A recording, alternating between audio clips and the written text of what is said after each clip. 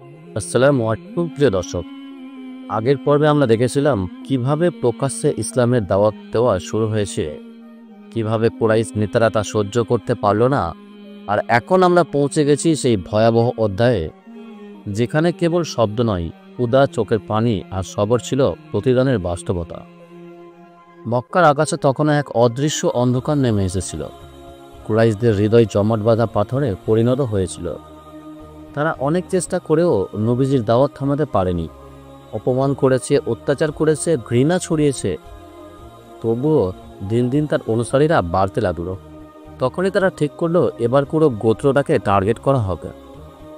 নবীজি যেহেতু বনি হাসিম গোত্রের এবং তার চাচা আবু তালিব এখনও তাকে সর্বশক্তি দিয়ে রক্ষা করছেন, তাই এদের সবার ওপর চাপ সৃষ্টি করতে হবে। এটি অমানবিক ষড়যন্ত্র শুরু হলো।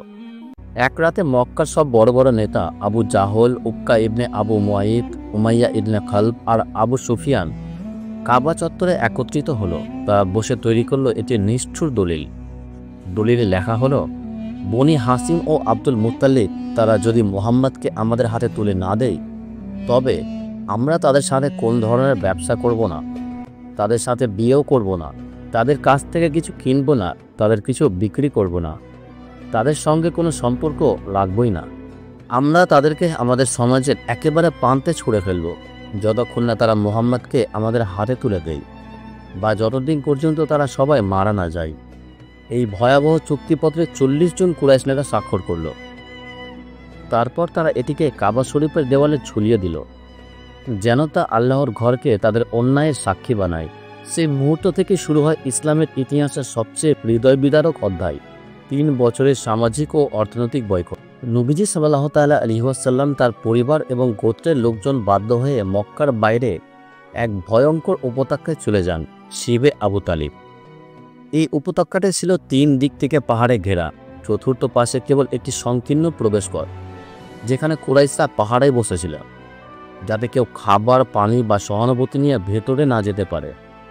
দিন গড়িয়ে রাত, রাত গড়িয়ে দিন, 3টি বছর পেরিয়ে গেছে এই উপত্যকার ভেতরেই। কিভাবে কাটত সেই দিনগুলো জানতেন? শিশুরা ক্ষুধায় চিৎকার করত, তাদের কান্না শুনে বাইরের লোকেরা চোখের জল ফেললেও কিছুই করতে পারত না। সাহাবীরা শুকনো পাতা চিবিয়ে ক্ষুধা মেটাতেন, কেউ গাছে বাকল ফুটিয়ে খেতেন। তাঁবুগুলোর নিচে বাস করতেন নবীজি, আবু তালিব, খাদিজা, আলী, আবু বকর এবং আরও অসংখ্য সাহাবী। মা খাদিজা রাদিয়াল্লাহু তাআলা আনহা, যিনি ছিলেন মক্কার সেরা ধনী নারী, তিনি এই অপরাধে সব হারিয়ে ফেলেন। তার স্বর্ণ, রৌপ্য, জমি, কাজদাসী সবকিছুই তিনি বিলিয়ে দিয়েছিলেন মুসলিমদের বাঁচাতে। এবং শেষ পর্যন্ত ক্ষুধা, কষ্ট ও দুর্বলতা তার শরীর ভেঙে দেয়, কিন্তু কখনো তাকে অভিযোগ করতে শোনা যায়নি। তিনার একমাত্র চাওয়া ছিল নবীজি সাল্লাল্লাহু তাআলা আলাইহি ওয়াসাল্লাম ভালো থাকুন, ইসলাম টিকে থাকুন। আবু তালিব নবীজি সাল্লাল্লাহু তাআলা আলাইহি ওয়াসাল্লামের সেই অমুসলিম চাচা, যিনি এক মুহূর্তের জন্য তাকে ছেড়ে যাননি। তিনি রাতের পর রাত নবীজিকে এক তাঁবু থেকে আরেক তাঁবুতে স্থানান্তর করতেন। যদি কেউ এসে তাকে হত্যা করতে চায়, তবে যেন ভুল করে আবু তালিব মারা পড়েন রসুলের জায়গায়। এই অবরোধ শুধু খাদ্যের নয়, এটি ছিল একটি আবেগঘন যুদ্ধ, ভালোবাসা, বিশ্বাস আর ত্যাগের পরীক্ষাগার। তবুও নবীজি কারো বিরুদ্ধে বদদোয়া করেননি। তিনি সাহাবেদের বলতেন, ধৈর্য ধরো, এই পথই সত্যের পথ। এই কঠিন সময়ে হাকিম ইবনে হিজাম, নবীজির ভাতিজা ও মা খাদিজার ভাগিনা, সাহস করে খাবার নিয়ে প্রবেশ করতে চাইলে আবু জাহল তাকে আক্রমণ করে, কিন্তু তখনই আবু বকর এসে তাকে বাঁচান। এই ঘটনা কুরাইশদের ভেতর কিছু বিবেকবান মানুষকে নড়ে চড়ে বসতে বাধ্য করেন। হিশাম ইবনে আমর, জুয়াইর ইবনে উমাইয়া, মুতিম ইবনে আদি, আবু বকর ও জামআ ইবনে আসওয়াদ, এই 5 জন সাহসী মানুষ কাবা চত্বরে দাঁড়িয়ে ঘোষণা দেন, এই চুক্তি বাতিল করো, এটা অন্যায়, এটা মানবতা বিরোধী। কুরাইশ নেতারা ক্ষেপে যায়। তারা বলে, তোমরা কি করে এই পবিত্র চুক্তিকে প্রশ্ন করো? তখন মুতিম ইবনে আদি বলে, চলো কাবার ভেতরে গিয়ে দেখো সেই চুক্তিপত্র আজও আছে কিনা। কাবার দরজা খুলে দলিল বের করা হলো। আল্লাহর কুদরতি নিদর্শন তখন দেখা গেল।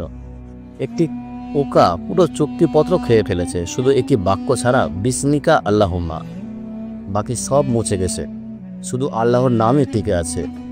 এই অলৌকিক ঘটনার সামনে সবাই স্তব্ধ হয়ে যায়। অবশেষে কুরাইশ বাধ্য হয় বয়কট প্রত্যাহার করতে। নবীজি ও বনি হাসিম উপত্যকা থেকে বেরিয়ে আসে। তবে এই 3 বছরের ক্ষত খুব গভীর ছিল। শরীরের ক্ষত হয়তো সেরে যায়, কিন্তু হৃদয়ের ক্ষত। খাদিজা রাদিয়াল্লাহু তাআলা আনহু ও আবু তালেব শীঘ্রই মৃত্যুর দিকে চলে যাচ্ছিলেন এবং সামনে আসছিল এক নতুন ধাক্কা, আমুল হুজান, যাকে শোকের বছর বলা হয়। কিন্তু আজ আমরা যারা এই ঘটনা শুনি, আমাদের নিজে নিজে প্রশ্ন করা উচিত, আমরা কি সেই সাহস, সেই ত্যাগ, সেই ধর্ম নিজেদের মধ্যে লালন করি? আমরা কি শুধু ঘটনাগুলো শুনে কাঁদি, নাকি সেই ঈমান নিজের জীবনে প্রতিষ্ঠিত করি? দেখা হবে পরের ভিডিওতে। আসসালামু আলাইকুম।